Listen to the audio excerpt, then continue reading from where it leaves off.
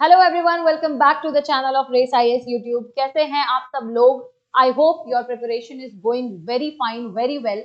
Race IAS के YouTube channel पे आपको ऐसे ही बहुत सारे इंफॉर्मेटिव कंटेंट मिल जाएंगे। So make sure that you like, subscribe, comment as well as share the channel so that it reaches to each and every aspirant out there. आज बात करेंगे एक बर्निंग टॉपिक की, जो चल रहा है, बहुत ही ज्यादा एक इशू चल रहा है, बहुत ही ज्यादा प्रोटेस्ट भी चल रहा है, कंट्रोवर्सीज चल रही हैं, बहुत कुछ है और अपडेट्स इस टॉपिक के बारे में। टॉपिक का नाम है lateral entry in civil services. लेकिन जहां इतने कंट्रोवर्सीज और इतने प्रोटेस्ट चल रहे हैं, it becomes very important for all the aspirants. सबके लिए बहुत इंपॉर्टेंट है ये कि हमें पता होना चाहिए कि lateral services in civil services क्या, lateral entry in civil services जो है वो एक्चुअली में है क्या। क्योंकि यहाँ पे apart from all the protest, all the controversies, ये सबसे ज्यादा सर्च किया जाने वाला टॉपिक नाउअडेज चल रहा है। क्यों? Because people are getting confused. लोगों को कंफ्यूजन है, एलिजिबिलिटी क्राइटेरिया क्या है, कौन बन सकता है, क्या लैटरल एंट्री से ब्यूरोक्रेसी में मैं डीएम बन सकती हूँ, क्या लैटरल एंट्री से हम आगे आने वाले 5 वर्ष, 10 वर्ष और 15 वर्ष, कितना भी जितना आप चाहें, उसके लिए मुझे एक सेंट्रल गवर्नमेंट की नौकरी मिल जाएगी, क्या लैटरल सर्विस एंट्री के माध्यम से आईएएस, पीसीएस और अलग अलग जो ऑफिसर रैंकिंग है वो मिल सकती है। बहुत सारे ऐसे कंट्रोवर्शियल सवाल चल रहे हैं, लोगों को क्लियर नहीं हो रहा है। तो we promise this is one stop solution for you. यहाँ इस वीडियो को अगर आप देखते हैं अंत तक तो आपको सब कुछ समझ में आ जाएगा। स्टार्ट करते हैं lateral entry in civil services. तो अंग्रेजी में 2 वर्ड है, ठीक है। अंग्रेजी में एक वर्ड है वर्टिकल और एक वर्ड है हॉरिजॉन्टल। ठीक, हम बात करेंगे वर्टिकल की। तो वर्टिकल यानी कि किसी भी ऑब्जेक्ट को आप इस पोजीशन में रखते हैं, दैट बिकम्स वर्टिकल, या फिर किसी भी ऐसे फॉर्मेशन को हम वर्टिकल कहते हैं। तो अभी तक सिविल सर्विसेज में आप एज एन एस्पिरेंट किस तरीके की एंट्री ले रहे हैं? तो आप ले रहे हैं वर्टिकल, यानी कि सबसे पहले आप देते हैं प्रीलिम्स का एग्जाम, फिर आप देते हैं मेंस का एग्जाम, फिर आप देते हैं इंटरव्यू, और फिर आप इंतजार करते हैं मेरिट लिस्ट का, इजंट इट? तो ये एक वर्टिकल प्रोसेस चला आ रहा है जो आप फॉलो करते हैं। सरकार ने कहा 2017 फरवरी का वो वक्त था जब एक रिकमेंडेशन आती है। रिकमेंडेशन जब आई तो उस रिकमेंडेशन पे बेस, अब वो कैसे ओरिजिनेट हुआ ये हम बात करेंगे। उस रिकमेंडेशन पे बेस करके ये डिसीजन लिया गया कि सिविल सर्विसेज में लैटरल एंट्री भी वेलकम की जाएगी, यानी कि लैटरल एंट्री चालू हो जाती है, रिक्रूटमेंट चालू हो जाता है। अब लैटरल क्या है? तो आप देख सकते हैं ये सिविल सेवा है, ठीक है। इस सिविल सेवा में कुछ पोस्ट ऐसे होते हैं जिनके लिए सरकार कहती है कि जो आईएएस, आईएफएस, आईपीएस ये सारे अधिकारी हैं, ये जो प्रमोट हो करके ऐसे पोस्ट पे आते हैं, उनके जगह पे थोड़े कुछ ऐसी वैकेंसीज निकाली जाएंगी जहां हम प्राइवेट सेक्टर से इंडिविजुअल्स को हायर करेंगे। अब प्राइवेट सेक्टर मतलब क्या? मेरा एक स्मॉल स्केल का बिजनेस है, फॉर एग्जांपल एक वुमेन है, उसका सिलाई कढ़ाई का बिजनेस है, अगर उसको चाहिए कि वो अगर पूछती है कि क्या मैं लैटरल एंट्री ले सकती हूँ सिविल सर्विसेज में, yes you can take lateral entry. अगर एक बेसिकली आदमी है जिसका अपना डेयरी फार्म, पोल्ट्री, ठीक है, इन सब चीजों का बिजनेस है और वो सोचता है कि क्या मैं लैटरल सर्विसेज में एंट्री ले सकता हूँ, यस आप ले सकते हैं। यानी कि कहने का ये मतलब है कि कोई भी व्यक्ति लैटरल एंट्री के माध्यम से सिविल सेवा में एंट्री ले सकता है, लेकिन यहाँ पे सरकार कहती है कि motivated and talented minds of India, यानी कि अपने अपने क्षेत्र में, प्राइवेट सेक्टर में यदि आप एक इंटेलेक्चुअल माइंड रखते हैं, आप स्पेसिफिक नॉलेज रखते हैं, अच्छी एक्सपीरियंस रखते हैं, तो आपको आपका चयन इस ऐसे सब पोस्ट पे किया जा सकता है, ठीक है। तो यहाँ और जितने भी कंट्रोवर्सीज आपको सामने देखने के लिए मिल रहे हैं कि क्या हम डीएम बन जाएंगे, क्या हम एसडीएम बन जाएंगे लैटरल एंट्री के माध्यम से, तो जो लोग एस्पिरेंट्स हैं उनके बेसिकली उनकी पोजीशन खत्म हो जाएगी, उनका मेहनत करने का क्या फायदा। तो ये सारी कंट्रोवर्सीज समाप्त हो जाती हैं जब आप इसको पढ़ते हैं अच्छे से, और जब यूपीएससी कहता है कि जो ये लैटरल सर्विस की एंट्री, लैटरल एंट्री दी जा रही है सर्विस में, ये केवल कुछ पोस्ट के लिए है। अब वो कौन से पोस्ट हैं वो हम आगे चल करके अभी देखेंगे, ठीक है। तो ये कुछ ऐसी चीजें हैं। आपके सामने जो पिक्चर लगी है बहुत ही अच्छी पिक्चर है। इसका आप मतलब समझिए कि इतने सारे रिक्रूटर्स बैठे हुए हैं, ठीक है, ये इंटरव्यू लेने के लिए बैठे हुए हैं, लेकिन भाई साहब के हाथ में लैपटॉप है और ये अपना ऑलरेडी जो काम करते हैं, जो ऑलरेडी जो इनका पेशा है वो ये कर रहे हैं, और इसी के साथ साथ ये पूरा प्रोसेस चीरते हुए सिविल सर्विसेज के टुवर्ड्स भी जा रहे हैं। यानी यही है आपकी लैटरल सिविल सर्विसेज में एंट्री। आइए समझते हैं कि न्यूज में क्या है और किस तरीके की डिस्कशन इस पे होने वाली है। ठीक है, हाल ही में यूपीएससी का फुल फॉर्म क्या होता है? Union public service commission. तो यूपीएससी ने हाल ही में इनविटेशन दिया, ठीक है, इनविटेशन दिया कि हम भैया एप्लीकेशन लेने के लिए we are open for all the application. अगर आपको लगता है कि you in your field is you are knowledgeable, you have experience, you are intellectual, then you can submit your application और वो हम उसके बाद थ्रू आउट चैनलाइज कर लेंगे। ठीक है, तो यहाँ पे ये नोटिफिकेशन आती है और लोगों में एक बहुत ज्यादा कंट्रोवर्सी, भगदड़ एक देखने को मिलती है। अब इसके पीछे बहुत सारे कारण हैं, क्या क्या कारण है वो आगे चल करके डिस्कस करते हैं। यूपीएससी ने एडवर्टीजमेंट दिया, ध्यान से देखिएगा लिखा क्या था, talented and motivated Indian nationals, यानी कि केवल भारतीयों के लिए है, और टैलेंटेड और मोटिवेटेड, ठीक है, जो लोग नेशन बिल्डिंग में, ठीक है, राष्ट्र निर्माण में योगदान देना चाहते हैं या देने के लिए इच्छुक हैं, उनके लिए वी आर ओपन, आप अपना एप्लीकेशन सबमिट कर सकते हैं। ठीक है, ये इनिशिएटिव जो है बेसिकली क्यों ली गई है? पॉलिसीज बनाने की जो प्रतिक्रिया है, आप देखिए सिस्टम जो है ना, हर एक सिस्टम में करप्शन दिखाई देता है, हर एक सिस्टम की जो स्पीड है, अगर किसी एक डिपार्टमेंट को स्थापित किया जाता है तो ये सोच करके स्थापित किया जाता है कि ये डिपार्टमेंट सिस्टम को अच्छा बनाएगा या फिर ये डिपार्टमेंट जो है पब्लिक वेलफेयर के लिए अच्छे से काम करेगा। अब आगे कुछ कुछ टाइम ऐसा बीतते जाता है, कुछ पॉलिसीज ऐसे आती हैं जिसके कारण सिस्टम में या उस डिपार्टमेंट में करप्शन बढ़ने लगता है।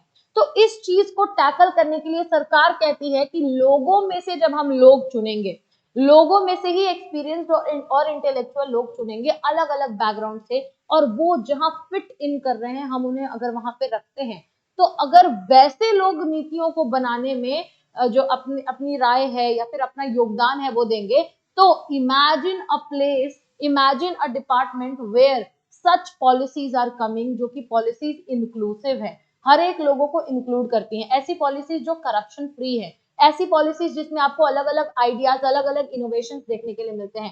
तो इट बिकम्स वेरी इंपॉर्टेंट, सरकार कहती है कि हम लोग पॉलिसी फॉर्मेशन के लिए और साथ साथ नए आइडियाज को इंप्लीमेंट करने के लिए लैटरल सर्विस की एंट्री का जो दरवाजा है वो हम खोल रहे हैं।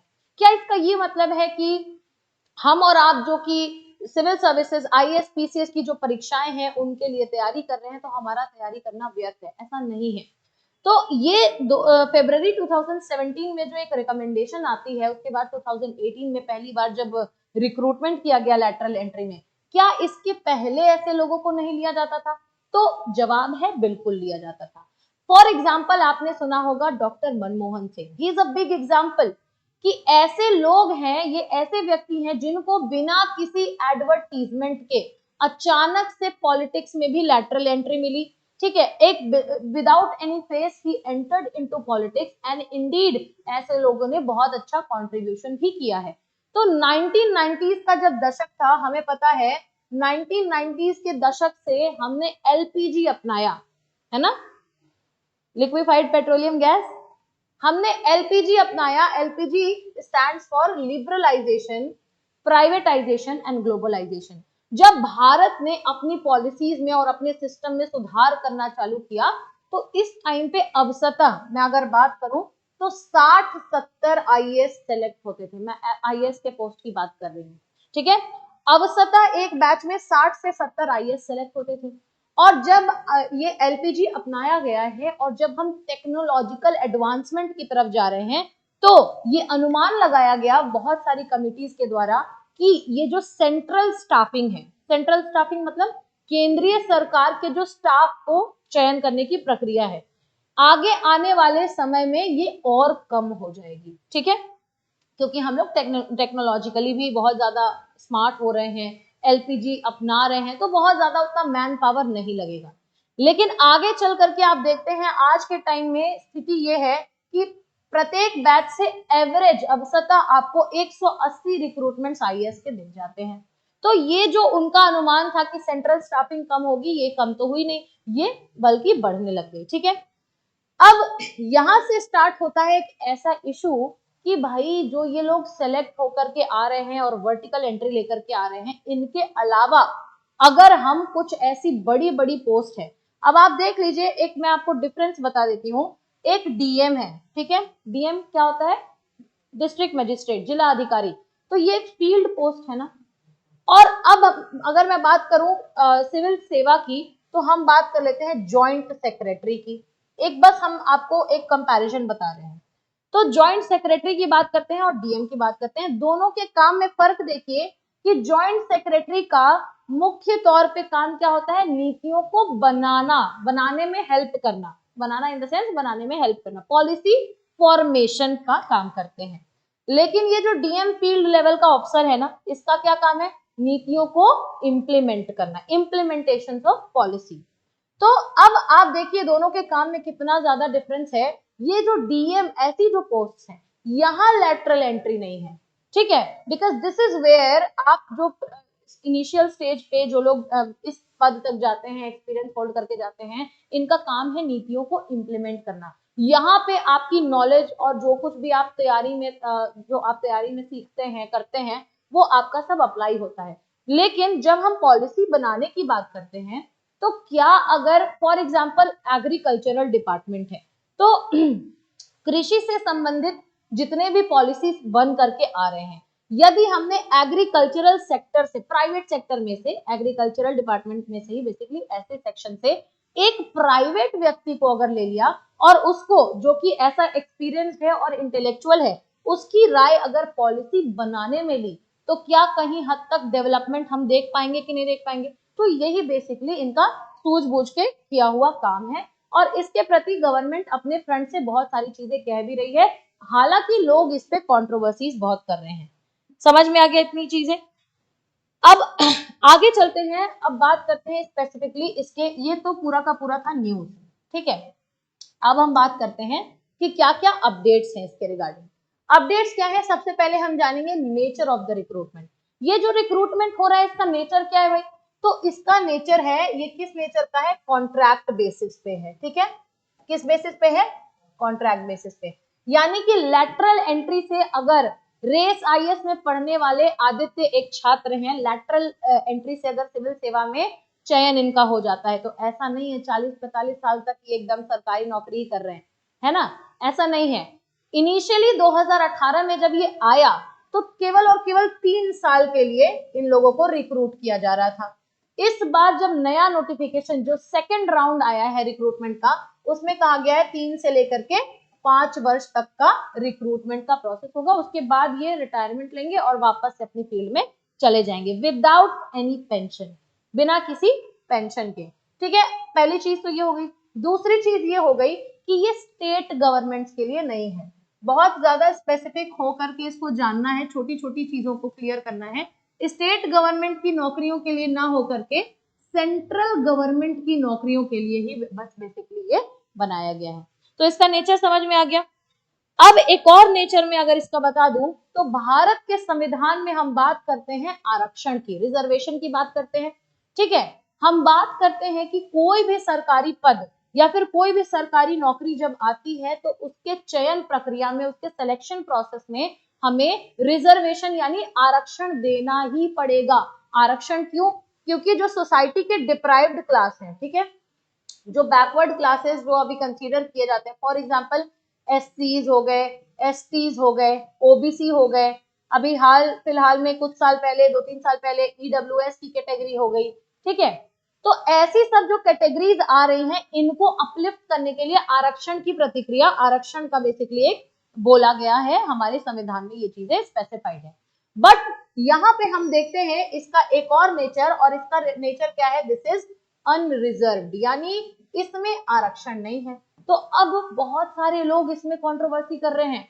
आपको पता है बिहार में what is the name of that leader, opposition के लीडर है तेजस्वी यादव, ठीक है, तो उनका एक स्टेटमेंट आता है कि क्या यूपीएससी की चयन प्रक्रिया जो है, जो अभी तक वर्टिकल एंट्री ले रही है, क्या वो इतनी सक्षम नहीं है कि मोटिवेटेड और टैलेंटेड यूथ को जो है, या फिर मोटिवेटेड और टैलेंटेड इंडियन नेशनल्स को सिलेक्ट कर पाए?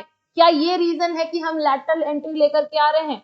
बाकी और भी बहुत सारे लोगों ने अलग अलग प्रश्न उठाए हैं। लोगों ने कहा है कि क्या ये जो है नॉन कॉन्स्टिट्यूशनल नहीं हो गया क्योंकि आपने यहाँ पे रिजर्वेशन नहीं लगाया? तो रिजर्वेशन का यहाँ फंडा क्या है, उस चीज को समझते हैं।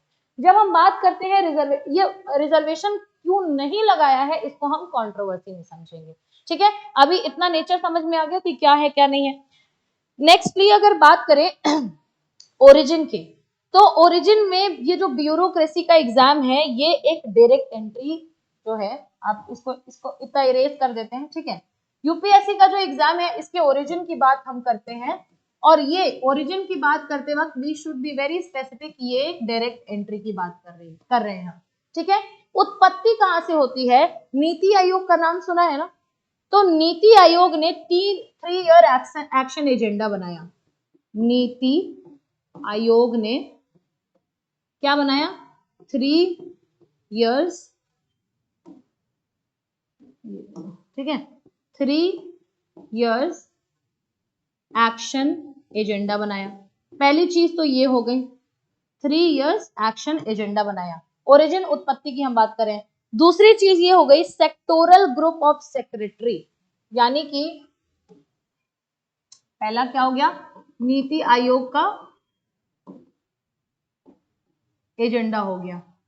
ठीक है, दूसरा क्या है? Sectoral group of secretary. तो नीति आयोग ने जो एक एक्शन एजेंडा बनाया उसके तहत, ठीक है, आज से करीब करीब 4-5 वर्ष पहले, और सेक्टोरल ग्रुप ऑफ सेक्रेटरी, ये सेसी जो है, ये वो है शॉर्ट फॉर्म है सेक्रेटरीज का, इन्होंने एक रिपोर्ट तैयार करके दी और सबमिट कब किया? सबमिट किया फरवरी 2017 में। ठीक है, इस रिपोर्ट के अंतर्गत ये कहा गया कि हाईली रेकमेंड कर रहे हैं हम कि यहाँ पे मिडिल और सीनियर मैनेजमेंट लेवल पे काफी सारे लोगों को चयन किया जाना चाहिए। यानी कि हम बात कर रहे हैं ऐसे सिविल सर्वेंट्स की मिडिल और सीनियर लेवल पे। अब मिडिल और सीनियर लेवल से इसका मतलब क्या है? तो मिडिल और सीनियर लेवल से इसका मतलब ये है कि स्टार्टिंग में क्या होता है, जब कोई सिविल सेवा में जाता है, एसडीएम बनता है, सीडीओ बनता है, डीएम बनता है, फील्ड लेवल की आपकी जॉब चल रही है। अब मैं अगर आपको एक टेबल बना करके यहाँ पे दिखा दूं, तो पूरी हायरार्की में 4th हाईएस्ट रैंक क्या होती है, मैं आपको बताऊं, किसी भी डिपार्टमेंट में 4th हाईएस्ट रैंक इनकी होती है डायरेक्टर के पोस्ट की। किसकी होती है? डायरेक्टर के पोस्ट की होती है। 3rd हाईएस्ट किसकी होती है? 3rd हाईएस्ट होती है जॉइंट सेक्रेटरी, सुना है ना, जॉइंट सेक्रेटरी। उसके बाद 2nd हाईएस्ट किसकी होती है? Additional secretary. ठीक है, एडिशनल सेक्रेटरी की होती है। और 1st हाईएस्ट या फिर जो हाईएस्ट है वो किसकी होती है? सेक्रेटरी। ठीक है, सेक्रेटरी की। अब ध्यान से सुन लीजिएगा, ये जो लैटरल सर्विस एंट्री है वो यहां से चालू होती है। ये लोग डायरेक्टर के लेवल के ऐसे पोस्ट निकाला करते हैं, या फिर जॉइंट सेक्रेटरी के लेवल के पोस्ट निकाला करते हैं, जहां पे चयन प्रक्रिया में हम लोगों को चुनेंगे। यानी इसके बाद के जो पोस्ट है या इससे आगे के जो पोस्ट हैं, उसके लिए ऐसा लैटरल एंट्री में कोई सिलेक्शन प्रोसेस नहीं है। फॉर एग्जाम्पल, अभी हाल फिलहाल की अगर बात करें, जो पूरा मामला अभी चल रहा है, तो 3 ऐसी पोस्ट निकली हुई हैं जो कि आपके जॉइंट सेक्रेटरी की पोस्ट है, और 27 ऐसी पोस्ट निकली हुई हैं जो कि आपके डायरेक्टर लेवल की पोस्ट है। यानी कि कुल अगर मिला के बात किया जाए तो करीब करीब 30 पोस्ट निकली हैं ऐसी जो आपको लैटरल एंट्री देंगी सिविल सेवा के अंदर। ठीक है, तो ये जो नीति आयोग का एक्शन एजेंडा है और ये जो ग्रुप ऑफ सेक्रेटरीज हैं, इनके द्वारा फरवरी 2017 में एक रिपोर्ट निकाली गई और उसमें रेकमेंड किया गया कि मिडिल और सीनियर लेवल के सिविल सेवा में बहुत ज्यादा जरूरी है कि हम लैटरल एंट्री लगाएं, और लैटरल एंट्री के तहत हम लोग केवल 4th हाईएस्ट और 3rd हाईएस्ट तक के लोगों को सेलेक्ट करने वाले हैं। इतना समझ में आया? ये है ओरिजिन। अब हम बात करते हैं गवर्नमेंट का फ्रंट क्या है। गवर्नमेंट के फ्रंट से हमारा मतलब ये है कि गवर्नमेंट जो ये लैटरल एंट्री को सपोर्ट करके इसको लेकर के आ रही है, तो ये क्या कहते हैं आखिरकार इस मुद्दे के बारे में, ये आइए हम जानते हैं। तो when I talk about government, तो गवर्नमेंट ने ऐसा कहा है कि एक्सपर्टीज, ठीक है, सबसे पहली चीज आती है एक्सपर्टीज, और दूसरी चीज आती है नॉलेज, और तीसरी चीज आती है एक्सपीरियंस, ठीक है। एक्सपर्टीज, नॉलेज और एक्सपीरियंस तीन ऐसी चीजें हैं जिनके लिए सरकार कह रही है कि हम इन तीन चीजों के लिए ऐसे लोगों को रिक्रूटमेंट करने के लिए तैयार हैं। यहाँ पे गवर्नमेंट का एक ट्विन ऑब्जेक्टिव है, ठीक है। ट्विन ऑब्जेक्टिव क्या है? ट्विन ऑब्जेक्टिव, दो उद्देश्य हैं बेसिकली। एक उद्देश्य ये बन जाता है आपका कि मैन पावर की जो कमी हमें देखने के लिए मिल रही है सिस्टम में, तो मैन पावर की कमी भी इससे पूरी हो जाएगी। और दूसरी चीज, इन लोगों को रिक्रूटमेंट ऑफ फ्रेश टैलेंट, तो फ्रेश टैलेंट भी इनको देखने के लिए मिल जाएगा कि ग्राउंड लेवल पे जो लोग सरकार में नहीं है, जो लोग सरकार बेसिकली जो सब्जेक्ट्स हैं उनके लेवल में जो है ऐसे लोग क्या चाहते हैं, क्या इनकी एक्सपेक्टेशंस है सरकार से, उसको समझने के लिए इन्होंने ये अपना दो ऑब्जेक्टिव बनाया है जिसको कह रहे हैं ट्विन ऑब्जेक्टिव। अब इन सारी चीजों के माध्यम से सरकार सपोर्ट करती है कि यही बात है, हम लैटरल एंट्री करना चाहते हैं। सवाल यहाँ पे सबसे बड़ा ये उठता है कि क्या ये पहली बार है कि ऐसा लैटरल एंट्री जो है हमारे यहाँ पे लिया जा रहा है? तो जवाब है नहीं। हमारे मतलब ये ऑलरेडी मैंने आपको बताया है कि 2018 में, ठीक है, 2018 में एक बार और सिलेक्शन हो चुका है, और ये जो सिलेक्शन होने जा रहा है ये सेकेंड राउंड है। कौन सा राउंड है? सेकेंड राउंड है, ठीक है। 2018 की अगर मैं बात करूं तो 2018 में 10 पोस्ट निकाली गई थी, किसकी? जॉइंट सेक्रेटरी की, ठीक है। इस बार कितनी निकाली गई है? 3 निकाली गई है ना। तो 2018 में निकाली गई 10 पोस्ट जॉइंट सेक्रेटरी की, और निकाली गई 40 पोस्ट लगभग डायरेक्टर लेवल की। और मैं आपको बताऊं इसमें एप्लीकेशन कितने भरे लोगों के? लोगों ने 6077 एप्लीकेशन करीब करीब गवर्नमेंट के पास पहुंचे, केवल और केवल 50 पोस्ट के लिए, ठीक है। तो कहने का मतलब ये है कि this is not the first time that the government is doing so.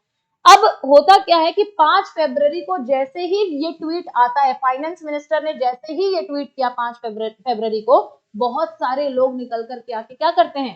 Controversy करना स्टार्ट कर देते हैं। अब लोग अगर अपोज कर रहे हैं तो किस बेसिस पे अपोज कर रहे हैं ये मालूम होना चाहिए। तो अलग अलग चीजें हैं, जैसे एक तो मैंने आपको रिजर्वेशन ऑलरेडी बताया है, ठीक है। सबसे पहला है रिजर्वेशन। तो रिजर्वेशन की अगर मैं बात करूं तो कहा जाता है संविधान के अकॉर्डिंग रिजर्वेशन होना चाहिए। फिर अगर यहाँ रिजर्वेशन नहीं है तो कैसे चल रहा है ये? लोगों ने कहा कि पहली बात तो ये दिखाता है कि यूपीएससी जो है इसका सिलेक्शन प्रोसीजर जो है इसका वो फेल हो चुका है। पहली बात ये बताई गई। दूसरे कई लोग ऐसा कहते हैं कि ये बैकडोर एंट्री है। बैकडोर एंट्री मतलब कि ये एक तरीका है, मौजूदा सरकार स्पेसिफिकली अगर मैं बात करूं आज की सेंट्रल गवर्नमेंट का, ये एक तरीका है किस तरीके से अपने फेवरेट लोगों को सिस्टम में ले आया जाए। तो इस प्रोसेस को हम कहते हैं फेवरेटिज्म। तो फेवरेटिज्म करने का एक ये तरीका है, कुछ लोग ये भी कह रहे हैं। कुछ लोग ये कह रहे हैं कि ये जो पूरा का पूरा सिलेक्शन प्रोसेस है ये रिजर्वेशन को भारत से खत्म कर देने का एक पहल है, एक शुरुआत है। तो अब ये सारी जो कंट्रोवर्सीज हैं, एमिड ऑल दीज कंट्रोवर्सीज क्या चीजें निकल करके बाहर आ रही हैं ये देखते हैं। रिजर्वेशन का जो हमारे पास पोर्टफोलियो है, ठीक है, हम आरक्षण की बात करने जा रहे हैं, ध्यान से सुन लीजिएगा, पता चल जाएगा कि इसमें रिजर्वेशन क्यों नहीं है। रिजर्वेशन का जो पोर्टफोलियो भारत आज के डेट में फॉलो करता है उसमें 13 पॉइंट्स लिखे हुए हैं कि किस केस में रिजर्वेशन होते हैं, ठीक है। उसमें एक पॉइंट कहता है कि कोई भी सरकारी नौकरी जो कि 45 दिन से ज्यादा जिसका टेन्यूर होने वाला है उसमें आरक्षण लगेगा। अब यहाँ इसका टेन्यूर क्या है? यहाँ तो 3 से लेकर के 5 वर्ष है ना, तो इसके अकॉर्डिंग आरक्षण लगना चाहिए ना। लेकिन अब यहाँ पे एक पॉइंटर ये भी कहता है कि कहीं किसी भी एक ऐसे डिपार्टमेंट में अगर 1 2 3 अगर एक डिपार्टमेंट है जिसमें केवल 3 वैकेंसीज आई हैं, 3 पोस्ट की वैकेंसीज आई हैं, ठीक है, तो इस डिपार्टमेंट में क्या लगेगा, रिजर्वेशन नहीं लगेगा। लेकिन अब आप यहाँ कहेंगे कि मैम पोस्ट तो 30 आई है ना, ठीक है। तो अब सरकार ने बेसिकली किया क्या है, आपको दिख रहा होगा ये कि ये 30 पोस्ट हैं, लेकिन एक्चुअली ये अलग अलग डिपार्टमेंट के अलग अलग इंडिविजुअल्स की एक एक पोस्ट है, ठीक है। तो ये तो 3 से कम है ना, तो क्या यहाँ रिजर्वेशन लगेगा, नहीं लगेगा। तो एक यही फैक्टर है कि यहाँ पे रिजर्वेशन नहीं लग रहा है। अगर मैं बात करूं 2018 के रिक्रूटमेंट की, तो मैं आपको एक फैक्ट बता दे रही हूं। 2018 में जितने भी रिक्रूटमेंट्स हुए, अपार्ट फ्रॉम दैट आप इस बार कितने आए हुए हैं, 30 पोस्ट आए हुए हैं ना। अगर इसमें रिजर्वेशन लगता, ठीक है, अगर इसमें रिजर्वेशन लगाया जाता तो इसमें करीब करीब आपको दिख जाते 7 ओबीसी, लगभग 4 एससीज, 1 एसटी और 2 ईडब्ल्यूएस। इस तरीके का कुछ इनका स्ट्रक्चर होता अगर यहाँ पे रिजर्वेशन अप्लाइड होता तो, लेकिन यहाँ पे रिजर्वेशन अप्लाइड नहीं है, ठीक है। एग्जाम्पल के तौर पे मैं आपको अगर समझाऊं तो यहाँ हमारे पास 2 नाम आते हैं, रोजी मोदी, ठीक है। रोजी मोदी जो है एसोसिएटेड थे 1993 के टाइम टाटा से, टाटा कंपनी है ना, टाटा से एसोसिएटेड थे। इनको चेयरमैन बनाने के लिए बोला एयर इंडिया, एयर इंडिया में चेयरमैनशिप इनको दी गई। पहला एग्जांपल आपके सामने। दूसरा एग्जांपल अगर मैं दूं, आरवी शाही, आरवी शाही, ठीक है। आरवी शाही को इन लोगों ने प्रपोज किया और 5 साल के लिए इनको प्राइवेट सेक्टर से उठा करके पावर सेक्रेटरी बनाया गया और एज अ रिजल्ट इन दोनों लोगों ने काफी बढ़िया, काफी ज्यादा योगदान दिया था, ठीक है। तो कहने का मतलब ये है कि लैटरल एंट्री ऑलरेडी एक ट्राइड एंड टेस्टेड एंट्री है, इसमें कोई नई चीज नहीं है, ठीक है। आपके सामने ऑलरेडी बहुत सारे एग्जांपल्स भी हैं। अब एक और चीज यहाँ पे रह जाती है जिसको हमें डिस्कस कर लेना चाहिए कि सेकंड एडमिनिस्ट्रेटिव रिफॉर्म कमीशन, ठीक है। ये सारी की सारी जो चीजें आ रही हैं, ये कैसे आ रही हैं, इसको इरेज कर दें। सेकंड एडमिनिस्ट्रेटिव रिफॉर्म कमीशन, एक कमीशन आता है जिस कमीशन ने बताया कि मिडिल लेवल और सीनियर लेवल के ऑफिसर्स जो हैं उसमें एक भारी शॉर्टेज, एक अक्यूट शॉर्टेज हमें देखने के लिए मिल रही है, ठीक है, इन्होंने बताया। और दूसरी चीज इन्होंने लैटरल एंट्री के लिए रेकमेंड भी किया। ये चीजें हम ऑलरेडी समझ चुके हैं।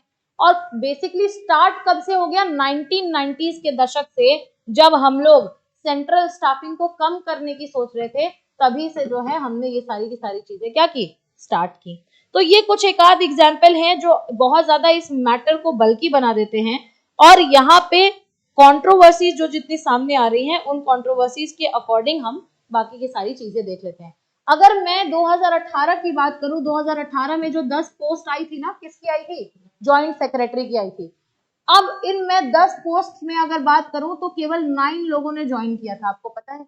एक एक बेसिकली सिलेक्शन हुई और उन्होंने ज्वाइन ही नहीं किया, और इन 9 में से भी आज की डेट में 7 जो है वो सर्विंग है। आज के डेट में क्या मतलब, लास्टली अपने टेन्योर को सर्व करके 7 गए, 2 ने प्री मैच्योर्ड रिटायरमेंट ले ली थी और वापस लौट गए, ठीक है। तो कहने का मतलब ये है कि this is not a cherry on the cake, कहते हैं ना चेरी ऑन द टॉप या चेरी ऑन द केक, कहते हैं कि बिना कोई एग्जाम दिए और ऑफिसर बन गया, ऐसा कुछ।